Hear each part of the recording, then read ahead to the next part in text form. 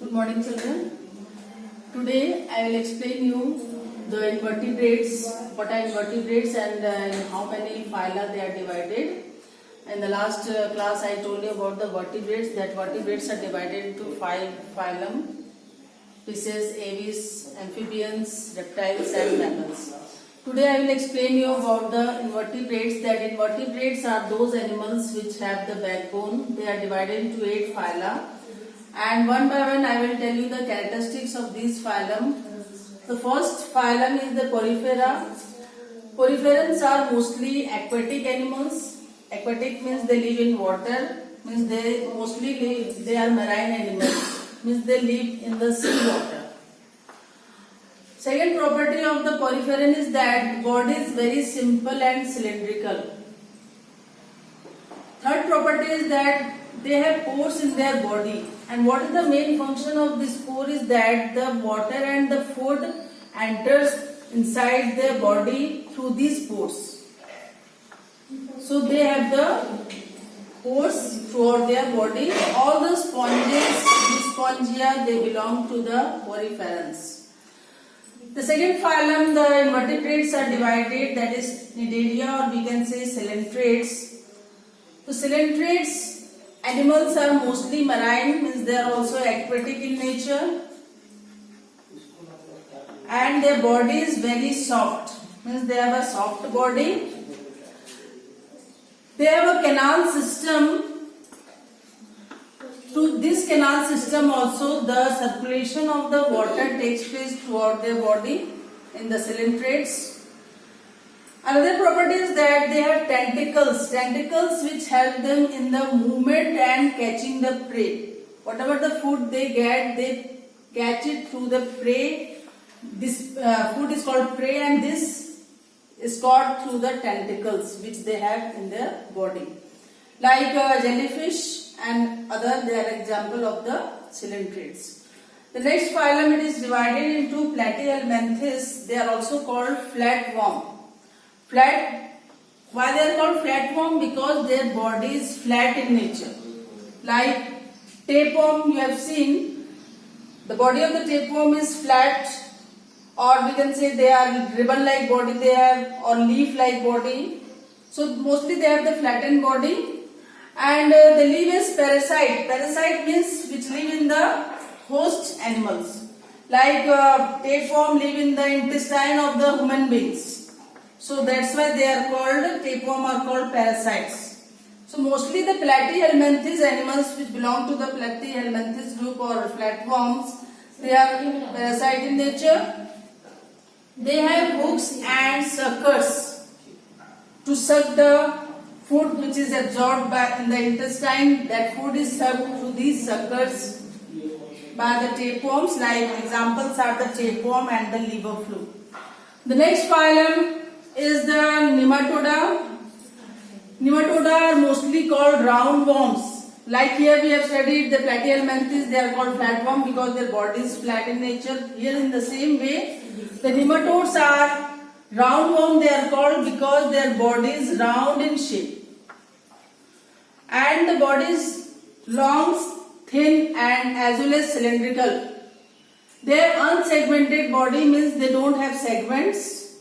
Some animals are there which have segments, like in the earthworm, that is different, they belong to the phylum Annelida, but here we are talking about the Nematoda. So they have unsegmented body, and they also act as a parasite, means they also live in the digestive tract. Like just now I told you tapeworm live in the intestine of the human beings. In the same way here also these roundworms also live in the digestive tract, means they live in the intestine of some animals also, or human beings also it can live.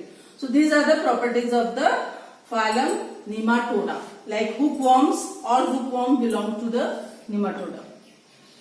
Now the next phylum we describe, that is Annelida. Annelidans are mostly segmented in nature, means they have segments in their body like this.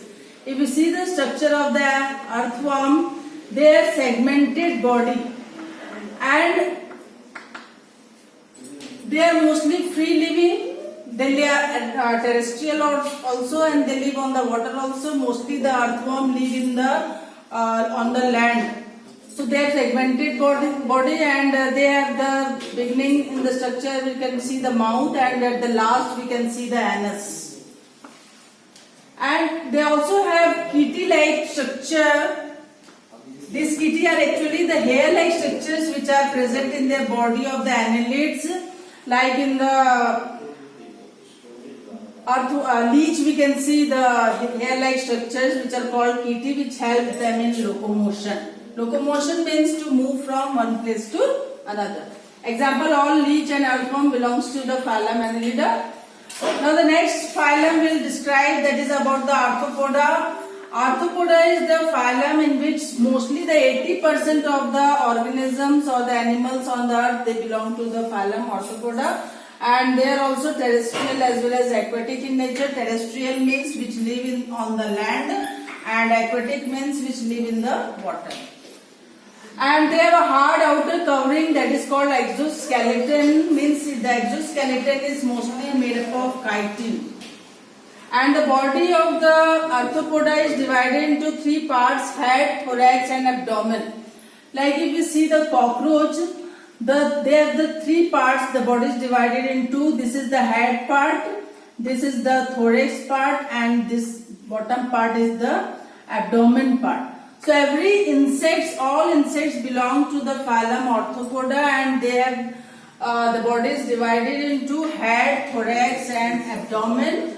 All the insects, we can say butterfly or bees or housefly and scorpions, they all belong to the phylum Arthropoda. And one more characteristics of Arthropoda is that they have jointed legs. Jointed legs means in which the legs are connected with each other, like this. Like in the housefly or the mosquito, you can see this type of structures. The legs are like this, means they are jointed.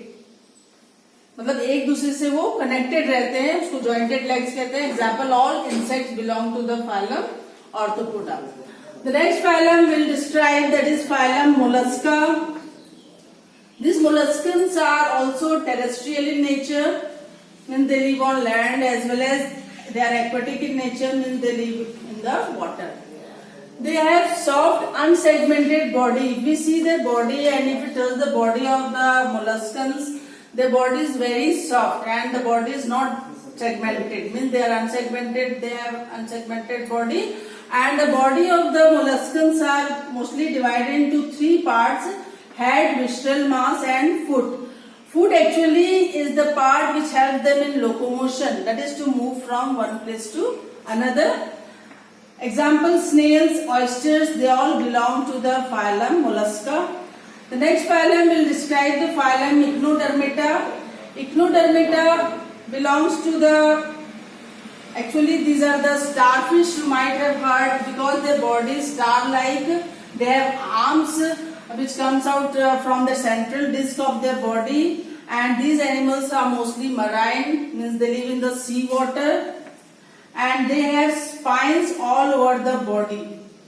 Like if we see the starfish is divided into 5 arms, and the whole body they have spines, and these spines like structure.